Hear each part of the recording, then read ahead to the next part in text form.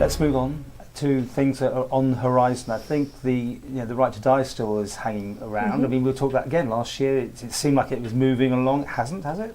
It hasn't done as yet, but there's work going on behind the scenes. I was delighted that Millie Blenkinsop-French brought a petition to Tynwald Hill around that. She's fascinating to talk to. Yeah, she's got a wealth of experience where she's been involved with people. She's done her own research around that. She's petitioned previously. I think that's a really important piece. I'd like to think maybe we can go a step further, because I'm not sure we're at the committee stage, and maybe we're looking at getting something that can go out for consultation to try and gauge the public opinion. Certainly the Free Thinkers and the Humanist organisation have brought people over from various movements where they're certainly interested in having that debate. And the public meeting that PAG held, I think, really brought out some interesting points around it. Do you think we'll be the first place that in the British Isles, because I mean Guernsey got close to it and they failed it down there. I mean, is it we'll follow the UK, or do you think we actually might trailblaze? Even that's not the right word. No, I think it's interesting that when we talked about abortion, we had a situation where the Royal College of Obstetricians and Gynaecologists were very much in favour of an abortion law that allowed access to safe abortion. At the minute, we're in a situation we're not clear with assisted dying what the position is, because there's never been an opportunity to ballot members through the Royal College. So that's something that's now happening. The British Medical Association, they've decided they're willing to take a ballot, and they've moved to a neutral position. That's a big change, and I think having all that information is important. Again, it's just like with the Abortion Act.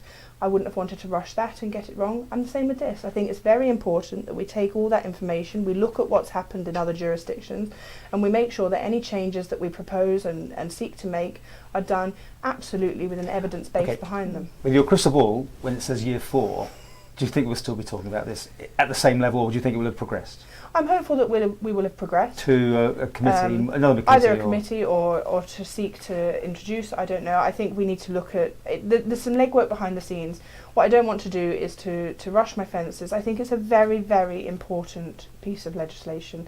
For me, I've worked in healthcare, I've worked in nursing homes, I've worked in hospice, I've worked in intensive care, and I've seen firsthand some of the situations that people will then seek to discuss that availability of something such as an assisted dying, that opportunity to make the choice around your final moments when you've got a life-limiting condition. The details need to be very much discussed as to where we go with this, because I think there are some laws that are far too liberal, where they allow people with mental health conditions to take their life through an assisted dying law, and I would be very reticent to seek to go that far. Equally, there's a big discussion, and I think it's one of the more difficult, challenging parts of it is around dementia. So people with dementia don't have the capacity to make a decision around their end-of-life care. But people can plan for that, can't they? Like I can plan to give kidneys away or something after, if it's very clear. I mean, again, you can plan, but then if you had changed your mind, there's no way of checking, and Sure. that's about those checks and balances. What I want to be absolutely sure of is something that is of this magnitude, we don't go rushing in. So I think it's important we have the conversation and we get to it in the right time, but I'm not going to promise anything by year 4, because I think it's important that we get it right. Well, let's keep going back year 3. What else you got looking ahead now, between 3 and 4? Anything else you want to push down and get past, or you got passion about? So for me, at the minute, I'm absolutely taken up with the Promenade works. I was going to come to that. Before. I'll come to that. Anything else? Let's just do anything else you do, just things you want to see done. Yeah, I think some of the work around how scrutiny committees operate, and that falls for me again in the structure of government. And the Prom is an example, and I use it just because if you look at how some of the departments have worked together, I don't feel there's been enough cross-departmental working, and we hear talked about silos. There's a word, we get a pound every time we hear that word. You'd be a millionaire.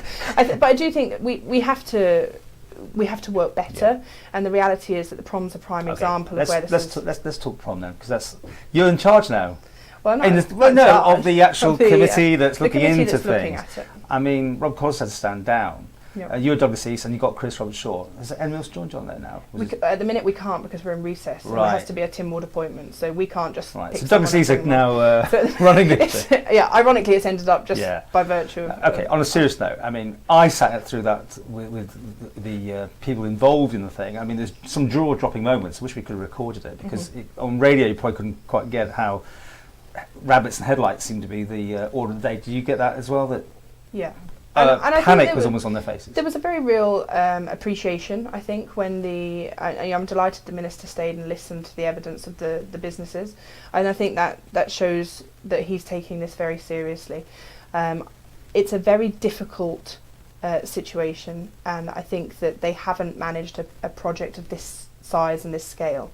But certainly, from what we've come across, is there needs to be a far clearer detail around what's happening and when, because at the minute the businesses just don't have the opportunity to plan, so they can't say to the customers that are coming between the 14th and 28th of next month that the road will be dug up, there won't be any parking, but there's an alternate here, because no one seems to know. And that's critical. When you're doing something of this magnitude, if you can give people that information, you can give them all the detail, you can communicate that effectively. And it's so easy these days to do that. And it has to be done. And I appreciate there's some slippage. I think we all appreciate that. We all want the prom done. We're all very keen. We want the infrastructure. We don't want a half-cocked job. We really do want a proper detailed job with all the underground works as well. But this must be done properly, and it must be communicated, and it's not okay just to print letters that are not personalised and just drop them on the counter in the businesses. There needs to be proper communication. Are these people going to keep coming forward to your committee? Is your committee keeping live for the whole thing basically now? So what we're doing, you'll look for reports? Yeah, so at the minute we've put a call for evidence out. That's for smaller businesses, bigger businesses. What we can certainly see is that there's a very different impact depending on which business you talk to. So some businesses are very much about just ad hoc business, people who'll come in spur of the moment and they'll spend their money. To get an example, somewhere the fish and chip shop, they've been on the radio, they've spoken, and the dry cleaners, they're people who will stop if they can get a parking space, but it's very easy to make a change of plan because you can't stop and go somewhere else. The impact for them is profound, and it's happening right now. That's very similar for people who are walk-by visitors to pubs, to restaurants. Mm-hmm. The hotel business is different. Their impact right now, from what we've seen so far, is slightly different. Their restaurants are being affected, certainly. But with the actual hotel trade, people are still coming as they've planned because they've got it booked months in advance. They've got a reservation. Once they get here, though, they're disappointed. They didn't understand. They didn't realise this was happening. That's when they're getting negative reviews on TripAdvisor, Booking.com. Those things stick with a business, a small family run or even a bigger business.